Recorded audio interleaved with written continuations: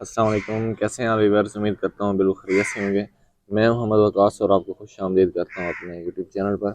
आज हम बात करेंगे एलोवेरा प्लांट के ऊपर। उनके बहुत ज़्यादा व्यूअर्स का एक सवाल होता है कि हमारे जो एलोवेरा के प्लांट हैं, पौधे हैं, उनका ये जो नोक होती है उनके पत्तों की, ये सूखना शुरू हो जाती है, सूख जाती है, या फिर ये जो अपना कलर है, ये अपना कलर जो है ये डल करना शुरू कर देते हैं। जैसे कभी आप ये देख सकते हैं, ये क्यों कर जाते हैं?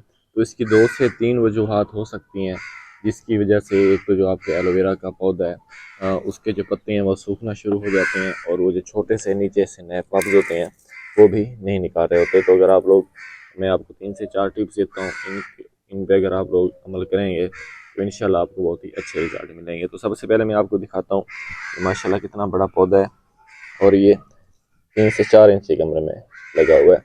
और सेम इसी तरह ये दूसरा पौधा भी इस यहीं पर लगा हुआ है।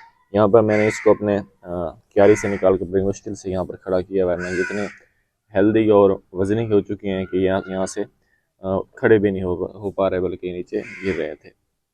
तो सबसे पहले तो आपने कोशिश करनी है कि मिट्टी जो है वो नम रखनी है। ठीक है, मिट्टी नम रखनी है, पौधे में नमी रहनी चाहिए, और फुल सनलाइट पे नहीं रखना। ज़्यादा धूप बिल्कुल नहीं आनी चाहिए आपके पौधे के ऊपर। इनके एक टाइम की धूप आ सकती है, फर्स्ट टाइम की या फिर सेकंड टाइम की, ये मैं गर्मियों की बात कर रहा हूँ। तो उसके बाद जो आपने मिट्टी रखनी है वो रिच साइल देनी है अपने पौधे को। अगर मिट्टी में न्यूट्रिएंट्स की कमी होगी, वैसे ये पौधा जो है ये सिर्फ पानी के ऊपर भी गुजारा कर सकता है, लेकिन शर्त ये कि अगर आपने एक सीज़न में इसको अच्छी तरह इसकी रिपोर्टिंग कर दी है, अच्छी मिट्टी इसको दे दी है, उसके बाद अगर सिर्फ इसको पानी ही लगाते रहेंगे तो ये बहुत ही अच्छे से ग्रो करता रहेगा। लेकिन जिस टाइम आपको महसूस हो कि छोटे छोटे नए नीचे से पौधे निकाल रहे हैं, पब्स निकाल रहे हैं, तो फिर आपने कोशिश करनी है कि अपने प्लांट को जो है आपने रिपोर्ट कर देना है, मिट्टी भी चेंज कर लेनी है, कोशिश करनी है कि उससे बड़े गमले में शिफ्ट कर देना है, या फिर इसकी जो इजाफी रूट्स हैं उनको काट देना है, नए जो पब्स निकल रहे हैं उनको लहदा शिफ्ट कर देना है, ताकि इसको ज़्यादा से ज़्यादा स्पेस मिले। अभी यहाँ पर मेरा एक और प्लांट खड़ा है, मैं आपको दिखाता हूँ। ये देखिए, ये बड़े गमले में लगा हुआ था, अब इसके शायद ढेरों सारे 10-15 प्लांट्स बन चुके हैं, पूरा ये जंगल बना हुआ है। लेकिन जो गमला है वो आप लोग ये गमला भी देख सकते हैं। अब मेन वजह इसकी क्या बनी है, क्योंकि आधा गमला मिट्टी में दबा हुआ है, और नीचे मैंने सुराख किया हुआ, और जो पौधा है इसकी जड़ें अब डायरेक्ट मिट्टी में जा रही हैं, तो इसलिए इसका काफ़ी ज़्यादा फ़ायदा हो रहा है।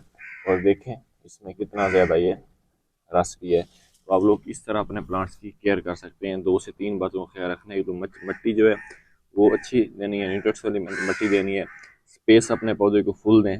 उसके अलावा जो है मिट्टी जो है वो नम भी रखनी है, फुल खुश्क नहीं होने देनी मिट्टी, इस बात का भी आपने ख्याल रखना है। उसके अलावा जिस टाइम प्लांट की ग्रोथ बहुत ज़्यादा हो जाए, छोटे छोटे इसके कब्ज निकलना शुरू हो जाएं, तो फिर आपने कोशिश करनी है कि इसको रिपोर्ट करना है। जैसे कि अब अक्टूबर का मंथ चल रहा है, तो ये बेहतरीन सीज़न है, आप अपने प्लांट को इसको रिपोर्ट कर सकते हैं। कोशिश करेंगे फिर बड़े गमले में ही उसको आपने शिफ्ट करना है। कोशिश करें रिपोर्ट करते वक्त अगर वही मिट्टी आपने यूज़ करनी है, तो फिर आप 1-2 दिन के लिए, मतलब कुछ टाइम के लिए मिट्टी को अच्छी तरह धूप पे रख दे, ताकि अगर मैं इसमें किसी भी किस्म की फंगस का अटैक है तो वो भी दूर हो जाए। क्योंकि ये ऑर्गेनिक गार्डनिंग में, किचन गार्डनिंग में एलोवेरा का पौधा बहुत अहम किरदार अदा करता है। अगर ये हमारे किचन में, हमारे ये गार्डन में एलोवेरा का पौधा नहीं है, तो फिर मैं समझता हूँ कि हमारी जो गार्डनिंग है वो इनकम्प्लीट है। तो अगर इस वीडियो से रिलेटेड आपका कोई भी सवाल हो तो लाजमी शेयर कीजिएगा, क्योंकि अब जो आगे आने वाला सीज़न है, अगर आपका पौधा जो है वो मैच्योर होगा तो इसके ऊपर फ्लावर्स भी ज़रूरी आएंगे। इनसे मुलाकात होती है बहुत जल्द एक नई वीडियो के साथ, एक नए टॉपिक के साथ। तब तक के लिए कर दीजिए अल्लाह।